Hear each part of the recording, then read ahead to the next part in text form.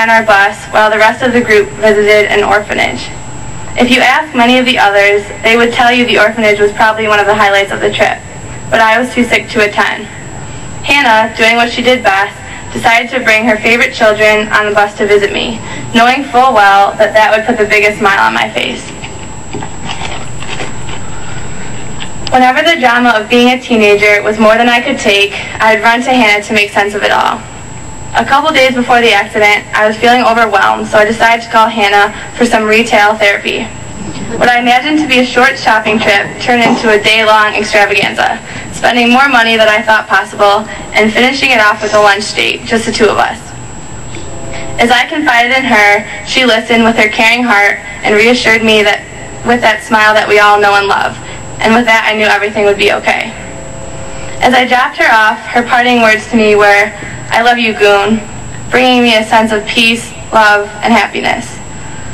I know many of you have similar stories, and each of your memories bears witness to her beautiful legacy. How can we keep her memory close to our hearts? Both Hannah and I love the quote that Mother Teresa said, "The good you do today, people will often forget tomorrow. Do good anyway." Hannah did so much good in her short life. Each of us will never forget her and how she touched our lives with that goodness.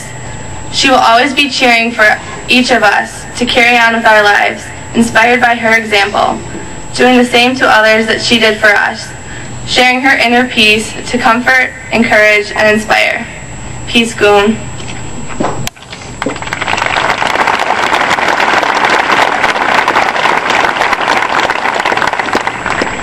Hannah is my cousin and only 1 month younger than I am.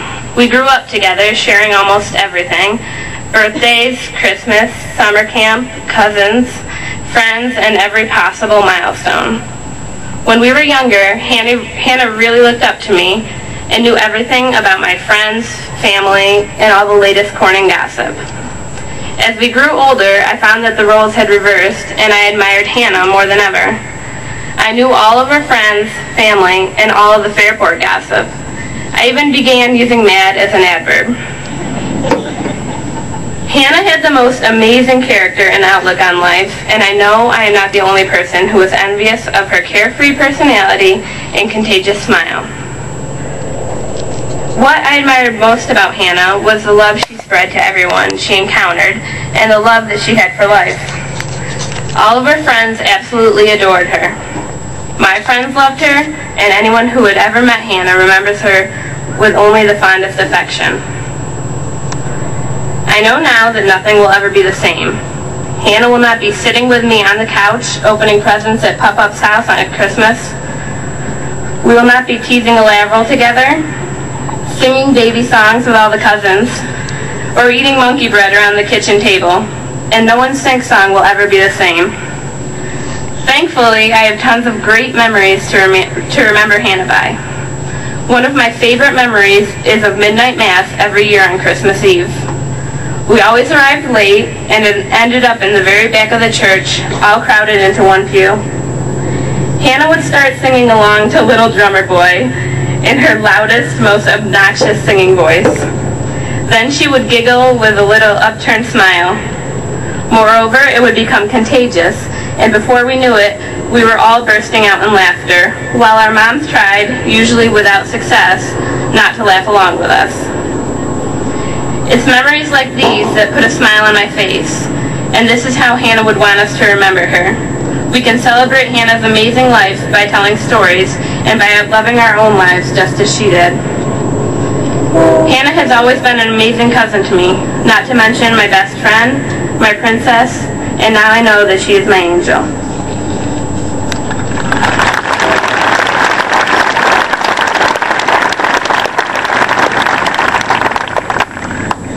Happiness was an essential to Hannah's life. She loved to smile, have fun, but most of all, make sure those around her were having just as good a time as she was. It didn't take much to make Hannah happy, but there were certain times when Hannah's enjoyment made her shine.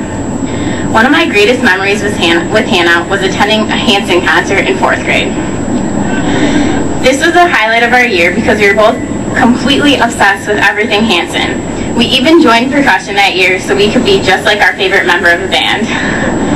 Due to this importance of the event, we had to make posters. But we weren't going to make the typical posters. Our posters were going to stick out. Thinking we were so smart at the time, we decided that it was dumb to put pictures of Hanson on a poster, so we decided we were going to put pictures of ourselves. We put our school picture on along with a picture my dad cropped us into with Hanson in it.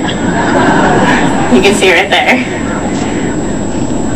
Looking back, we were always embarrassed about how dumb we were, but it made the concert unforgettable.